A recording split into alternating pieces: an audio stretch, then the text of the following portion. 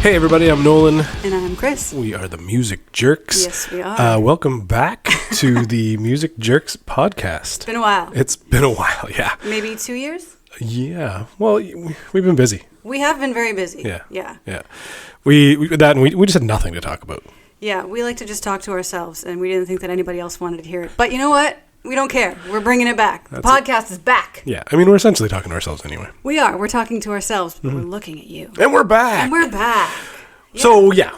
And we're back. Welcome back, everybody. So since, it's like I said, it's been a couple of years since we've done a podcast, even though we've been saying that we were going to bring it back. But since we're starting again, it's almost like a season 2, even though we're not calling that. So to keep kind of on theme with season 2 and comebacks, this comeback episode is about sophomore albums. Because, there's some goddamn gems. There is, and there's some stinkers. There are some stinkers. And you know what? There's some thinkers. I didn't make a list of any bad ones. I kind of just went with the ones that stood out to me as some of my favorites. Sure. And then some honorable mentions. I know you were looking at some that were successful. Yeah, there's some commercial flops. Some flops. But ones that went on to be, massive in their own right. There's a lot to be said about the sophomore album because the first album is like your first introduction as a band, especially most of mine. I'm looking back to showing my age. It's a lot of late 80s, early to mid 90s.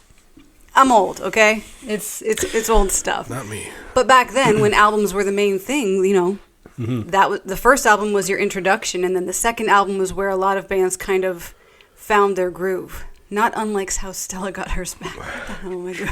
Yeah, Oy. exactly like that. Yeah, no editing on Well, this. it's interesting because I don't know that we would bring them up at all, but I remember reading a really great interview with Jerry Cantrell.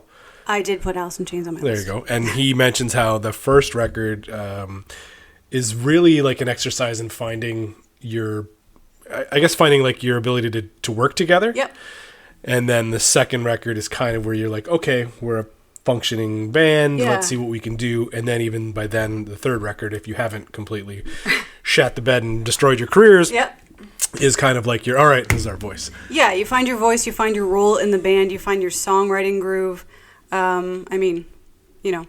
We are also a band called Lonely Little Kitsch, and we only have put out, 4 singles right now, even though we have a lot on the back burner. Yeah. But you could even tell from our first songs that we wrote together to now, there is an evolution of style and an evolution of the way that we kind of present the song. So let's. Oh, well, I was going to say that's one thing that aside from us, I very much appreciate it. I'm sure we'll get into that anyway, as far as bands that don't just have the same damn sound over and over again. Yeah, you got to evolve. There's some bands that'll put out records or singles that'll sound exactly the same, and you might as well put them on. Well, that's I think we've talked about this in past podcasts that are now ancient, but it's, some bands put out the exact same music over and over and over again and never evolve. And some fans will yell at them for, oh, it's the same thing, it's not good. But then if a band presents a different sound or an evolution, fans get mad. This isn't what you normally sound like, blah, blah, blah. So essentially, as a musician, you cannot win. Yeah. So do what you enjoy and what makes you happy, and that's all that matters. And then if it's good, maybe we'll talk about it. Mm-hmm. Yeah, another good interview I'd read was with Dallas Green. Shout out St. Catharines. But he had said the same thing because I remember him getting flack for, his City and Color records not sounding exactly the same as the Alexis? Sometimes or Alexis and stuff like that. Earlier stuff. And he was kind of just saying essentially, fuck you. You're either with me as a fan of my music, or you want me to keep writing the same record over and over again, and I'm not going to do that. And that's not how I grow as an artist. And if you like the old stuff, go listen to the old stuff. Exactly. Yeah. So I'm just going to dive right in. Just dive right in. Dive on in. So as I said, a lot of these stood out to me immediately as my all-time favorites. So 2 right off the top that I think are in my top 5 albums of all time. In all of my 41 years, these 2 albums I will never tire of. I will always listen to over and over and be completely content with them. and that is Stone Temple Pilots' Purple and Deftones' Around the Fur. Both of those albums are my favorites by those bands, and both of those are just all-time favorites. You know, out of all of the albums that I love, those are two of my tops, and I stand by them. What because I'm a big fan of both of those records. What would you say was like the big difference between Adrenaline and Around the Fur then? Like Adrenaline was a heavier album. They got a little bit more nuanced by Around the Fur and a little more I mean, I can spend many, many hours talking about the evolution of Deftones, but they were kind of taking a few more chances. They got a little bit more melodic. Hot mic. Sorry. But yeah, I mean, it's generally known that Adrenaline is the heavier album. It's a little more raw, a little less slick, whereas Around the Fur is also less slick than, say, some of their later albums. But I always found that, I mean, it's also when these albums came out. Like, Around the Fur came out in 97 and Purple came out in 94. So those were my years. You know, the 90s were very much the stuff that I grew up on and that stuck with me. So, I don't know if that answered your question. No, and it's interesting too because I think with both of those records, I think like labels kind of also probably got their paws into things too, and we're like, hey, for Deftones, let's give you a little bit more money and some slick recording. For Deftones, that happened more for White Pony. Yeah. Which is why Chino had to write Back to School as the rap rock, single, and he wrote that in like 3 minutes. Right, but the one that he hates, right? The one that he hates, yeah. But and it's not my favorite either. But Adrenaline, I don't think it was as label involved yet. But Chino is very much Chino, the lead singer of Deftones. He is very into a lot of different types of music. So for all of his screaming and aggression and everything, he loves like shoegaze and 80s stuff, and for a while he liked Timberlake, so he likes to bring a lot of other things into it, and I think that's the album that he started experimenting a little bit more. Makes sense. And for Purple, I love Stone Temple Pilots. That one I think for me it was what's the word when it's like a part of your childhood and growing up. It was something that ingrained. It was, yeah, when I got it, I literally listened to it front to back, over and over and over and over, so much that I learned how to play all the songs on my little keyboard. Right. And I do not know how to play piano or anything. It wasn't good. Yeah. But it was something that I couldn't stop thinking about and listening to, so it was just... I think for me, I mean, particularly that record is fantastic, but I like the fact that it leads off with, I think it leads off with Vaseline, right? Yes. Right, and it's just such and that was the first single, and it's just a weird, from what I remember anyway, time signature where it's just like that riff is droning, but it's not like, it's not a typical... Isn't Meat Plow the first song? Oh, maybe, yeah. Let me look. Yeah, you know what, it probably is. But either way, Vaseline was the single, so that was the first thing that we all heard. It was this is also before, the leaking of tracks and Spotify and all that fun stuff. It was like this is what you're getting of this record. Yeah, and so that's just it though. That's when albums were they became like a big part of your lives because you weren't listening at random, you weren't listening to playlists You're so much. You're stuck with this record until you have the money to afford to buy another one. It becomes a piece of art from front to back because the songs and the arrangements that they are in and the track listing is important. Yeah. And that is a big part of how an album affects you. Mm-hmm.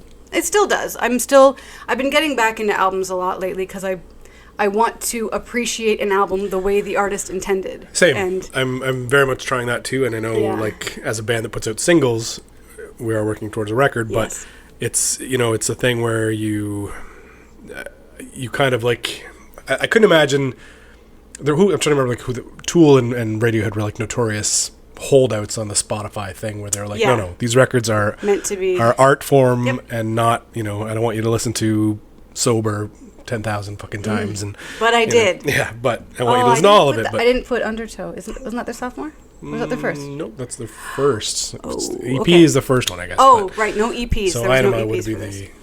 Sophomore. All right. Well, okay. Do you have any others that you want to like give favorites? Oh yeah. I do. I have ones. It's funny because I have. This is always like I do bring this up quite a bit, but some of the records that like really stick out to me. I do have. So I do have Oasis. What's the Story, Morning Glory? Yep. That's their biggest record, so definitely not a commercial flop at I think all. that's the only one I know, and I never listened to Oasis. Yeah. I admit that. Sorry, people. It's got Wonderwall. Yeah. You know, I mean, it's a massive Got record. the bops. Yeah. So one of the other ones I would say. So okay, here's another one. Coldplay, Rush of Blood to the Head. Brilliant record. What was the one before that? Parachutes was Parachutes was the one that I knew. I was in high school. Okay, so again, yeah. But again, it's like it's just the tweaking of like just a little more sharper, sharper songwriting too. I think like both great records, but when you listen to like that, I don't know. There's something about that record is just from beginning to end. There's just no misses on that. That's one. Man, I'll just list a few, and if you feel you want to, we'll see some of them you may not be into or whatever. Travis's "The Man Who" is their sophomore record. That's "Why Does It Always Rain on Me?" Yeah, I don't really know them. Yeah, fair enough. I would say The Killers, Sam's Town. The first record has all the hits. Yep. You're not a big Killers person either, I know. No, but I like that's this why because that's why we're going. As much as we like a lot of the same music, we have a lot of different tastes and things, and it's the Killers one was like that record is it's still massive. Like that record still appears on charts. I can all the appreciate time. the Killers. I just have never listened to them. And then but the second record they did like a bit of a right turn and did Sam's Town, which is like way more Springsteen-y, like the guitar, like it's got When We Were Young and stuff like that. Yep. And it just the whole thing is just kind of much more of a rock record, and a lot of people lost them after that. But I mean, arguably, I think it's a much better record. What else do you got? So I got a massive one from, let's say, the Smashing Pumpkins.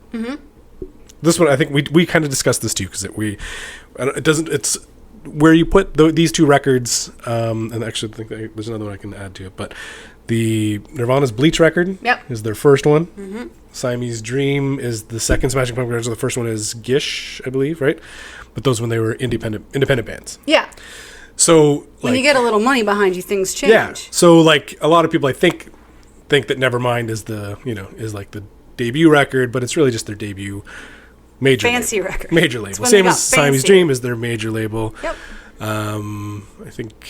I think Death Cab for Cutie had the similar thing where their first couple of records. Anyway, but they were kind of that's their major label ones. I think another massive sophomore record for me, Blind Melon.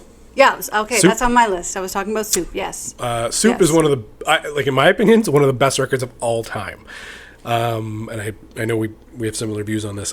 I just find that it was so different from everything. The first record, I think it was just Blind Melon. The thing about Blind Melon in general, not just this album, is that what I always appreciate, the more I like, if I'm listening really loud and I'm really getting into all the different parts of their songs, they have so many different genres all melded into one. Like there's some folk, there's some country, there's alt rock, there's like almost a punkness to it. Like it's everything rolled into one, which makes it, I think, why people that maybe don't listen to a lot of the same stuff that we do would like them. But it's something so different, and I can't think of any other band that is like them.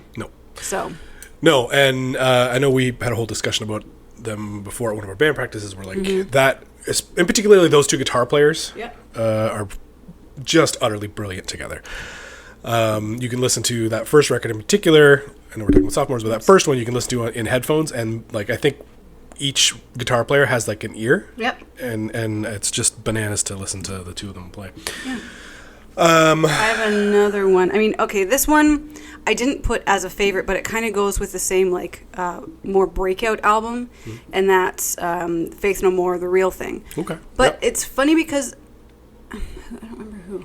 I've had conversations with people who thought that was the first album, because people don't really pay attention to the album before Mike Patton. Right.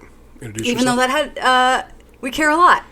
Right. Which is a great song. But, yeah. But the real thing is the one, with Epic, and I don't care about Epic, but Fallen to Pieces and Zombie Eaters, like, it's a great album. Angel Dust is... I like Angel Dust more. I think Angel Dust is like their masterpiece. But the real thing was the one that introduced them to people, mainly because of Epic. Yep. But people need to get past Epic. There's so much more to Faith No More than Epic. So much more. And another one I think that you and I would appreciate, and I don't know if you feel the same way. Another thing we've talked about on the podcast, probably ad nauseum, is Skid Row. Mm-hmm. And I love Slave to the Grind. Yes.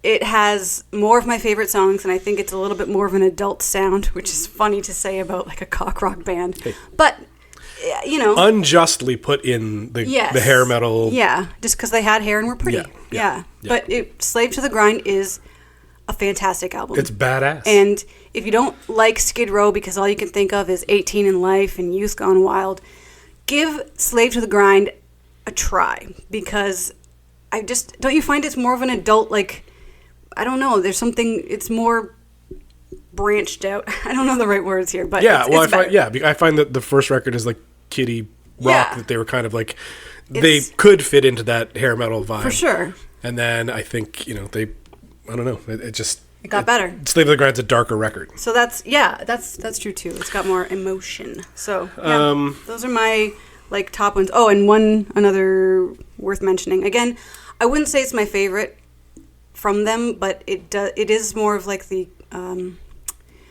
what's the word? Not underground favorite, but Pinkerton. Well, I was going to get into that. That one. Okay.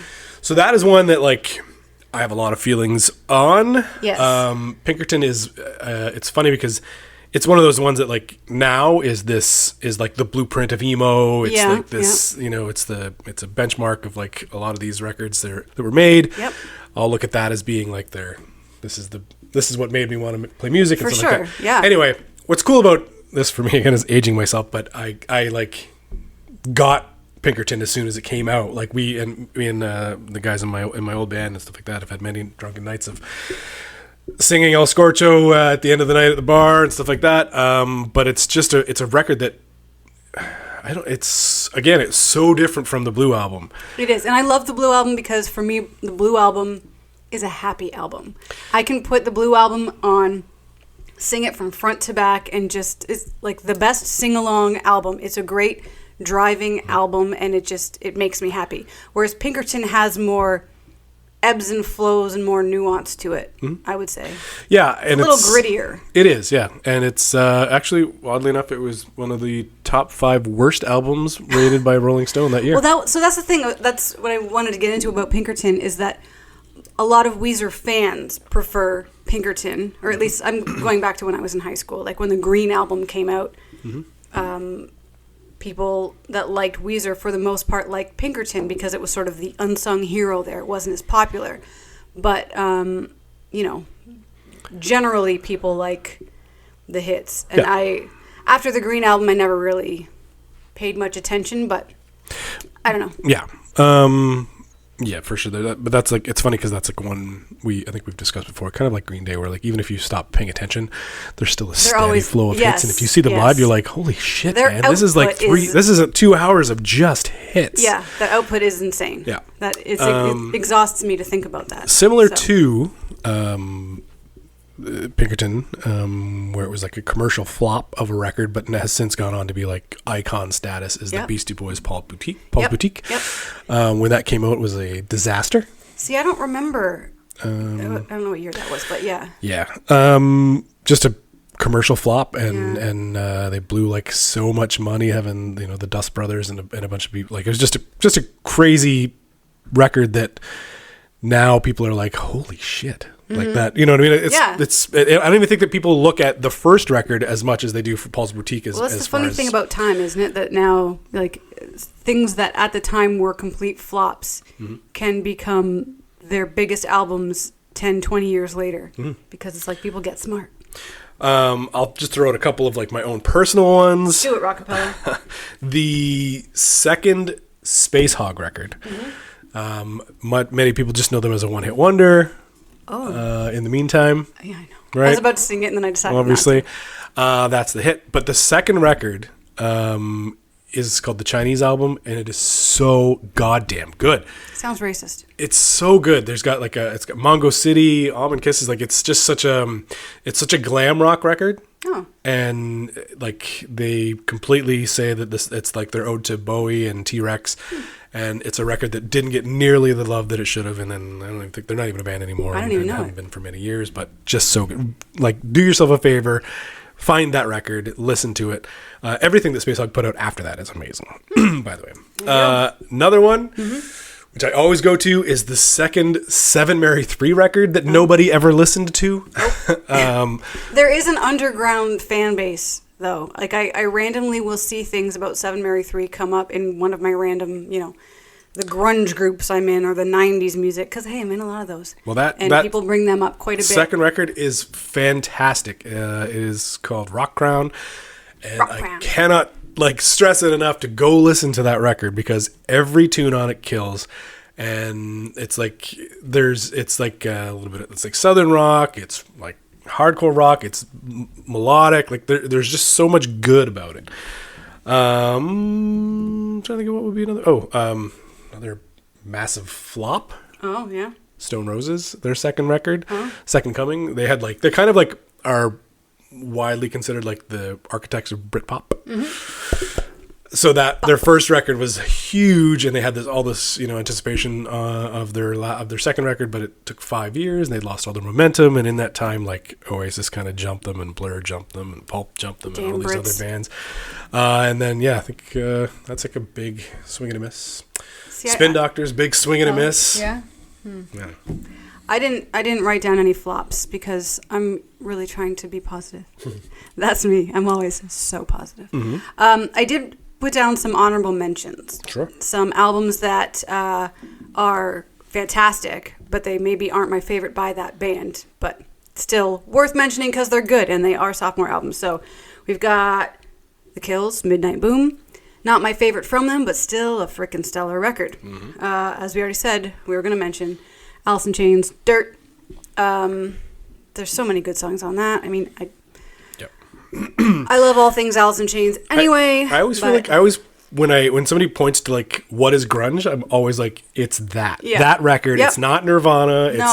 It's Jerry Cantrell's guitar is the grunge. Most people say grunge sound. Was the culture, not the sound, but there is a sound that goes to it, and a lot of what people say is grunge now is absolutely not grunge. But oh my god, that's another podcast. Yes. Another one, Radiohead, The Bends. Yes. Again, like I think usually my favorite is OK Computer or In Rainbows, but The Bends also reminds me of a specific time. And I remember when I bought the CD and I listened to it over and over and over, and I weirdly think about it a lot. But do you remember the video for Just? Yeah, of course. Where everyone was like, "What's he saying?" Like, it was just like this crazy cool mystery. I love that. Yeah, and we don't get that anymore. No, and I think The Bends does not get the respect that it deserves in their album catalog. Exactly, and that's why I wanted to mention it, because a lot of people loved it. It's just that so many great Radiohead albums have come since that it kind of gets overshadowed. Another one, again, I mean, self-titled was always my favorite, and I did like Battle of LA. Rage Against the Machine, Evil Empire. Mm-hmm. There's a lot of people that didn't like it, but I think more people are coming around. Yeah, I think so too. I think there's some damn fine songs on that. Damn fine. Like weirdly, like when we saw them last time, a couple years ago, I think like 39th birthday. Revolver and stuff like that got way big, and Guerrilla Radio, I think, is that on that one? That's from Battle of LA. Whatever it is, yeah. Anyway, but that I remember the singles from the second record being like just as massive, yeah. Yeah. Anyway, it's a gooder, and then another one. Again, not my absolute favorite album, but it does have some of my favorite songs. Queens of the Stone Age, Rated R. Okay. It's a good softie. Is that what we call sophomores? A softie. Little softie? Little softie. Let's not make that happen. Here's one. Give it to me. Foo Fighters, Color and the Shape. I mean, I feel like in our podcast, I have to reiterate so many things in each episode, but it's probably new to most people, so you don't know. I like Foo Fighters. I just never listened to them. So I can't tell you much. I don't have a lot of distinction between albums. I know a few random songs. Obviously, I know the singles, because if you exist in this world, you know the singles. Mm-hmm. But I was never like a huge Foo Fighters person. I don't dislike them when I do listen. I like it. I just never went like, hey, today I really want to listen to a Foo Fighters album.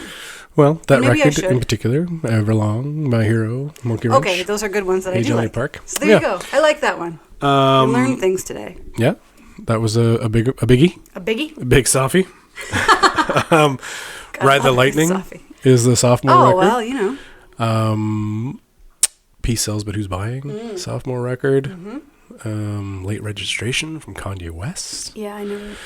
I know, not Sorry. your jam. But Kanye, before Kanye was the mess that he is. I mean, he's probably already Legit some form of is, mess. well, I don't know if he still is, but was a musical genius, man. That first run of 4 records. Whew, damn.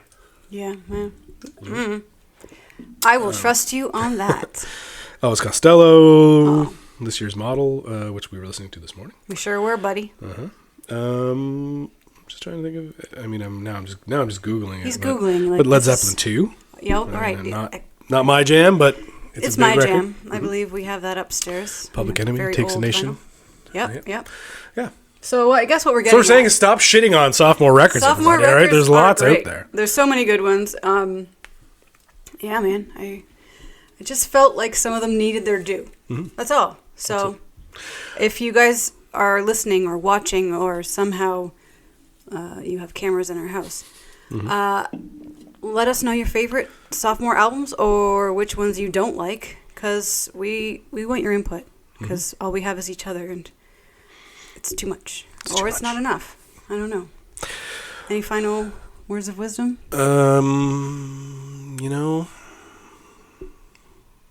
we all deserve a second chance. We all deserve a good Sophie. That's right. Good Sophie for everyone. All right. Yeah, man. That's what we got. So we got this. We're gonna try and be back more often. We say this, but we will. Do what we want. We will. I mean, we had we had the podcast, then we had a radio show. Yeah, we did. I missed the radio show. Yeah, me too. We do a lot of things, and then there's not enough time in the day, and we're old and exhausted. So that's where we're at in life. But we're trying to bring back the things that we had on From the Straight before that we, they got lost in the shuffle, but they're coming back. That's right. So this is the first one of many, and yeah, thanks for listening. If you are. Thanks, everybody. See you next time. Wow, we hang out too much.